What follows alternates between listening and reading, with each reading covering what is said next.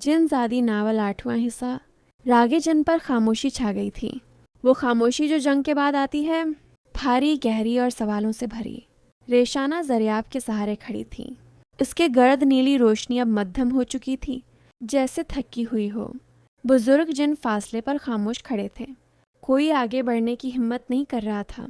आखिर एक बुजुर्ग जिन ने आगे बढ़कर कहा, नूर की वारिस, तुमने रागे जिन को तबाही से बचाया है, अब नूर तुमसे अपना हक मांग रहा है।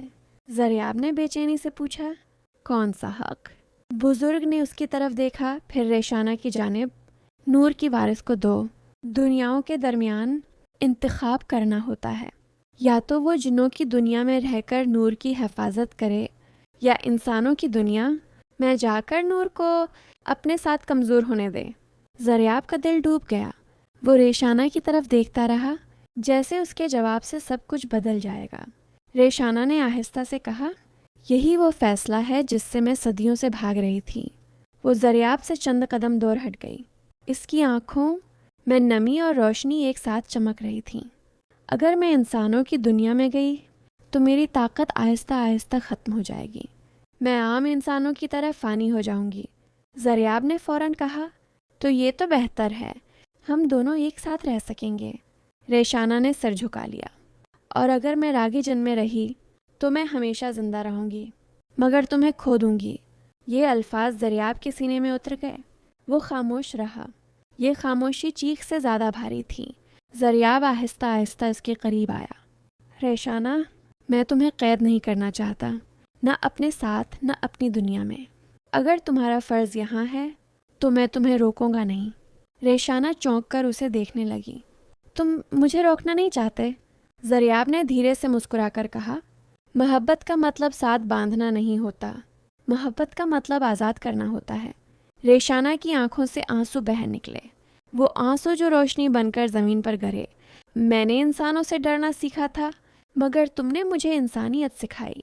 इसी लम्हे हुआ में एक कदीम आवाज़ गूंजी। पूरा रागे जिन हल्का सा रोशन हो गया। जब नूर की वारिस इंसान के दिल को खुद पर तरजीह दे, तब दोनों दुनियाओं का तवाज़ुन कायम होगा। बुजुर्ग जिन घबरा गए। ये तो पेशगोई का आखिरी हिस्सा है। रेशाना ने आंखें बंद की। उसके चेहरे पर सुकून उतर आया। मैं समझ गई हूँ। उसने ज़रियाब की तरफ आखिरी बार देखा। नूर ने मुझसे कुर्बानी नहीं मांगी, नूर ने सच मांगा है। रेशाना ने कदम पीछे हटाए। ज़मीन पर नीली रोशनी का दायरा बना। हवा में सरगोशियाँ गूंजने लगीं। मैं रागे जिन में रहूँगी, नूर की हिफाजत के लिए। ज़रियाब का दिल जैसे टूट गया, मगर उसने आंसू नहीं करने दिए। रेशाना ने हाथ बढ़ाया। नीली रोशनी ज़रियाब के सीने में उतर गई। ये नूर की निशानी है। जब कभी दोनों दुनियाओं को मेरी ज़रूरत होगी, तुम रास्ता बनोगे। रोशनी आहिस्ता आहिस्ता गायब होने लगी। रेशाना का वजूद नूर में तहलील होने लगा। ज़रियाब ने भराई हुई आवाज़ में कहा, क्या हम फिर मिलेंगे? रेशाना की आवाज़ हुआ में बिखर गई।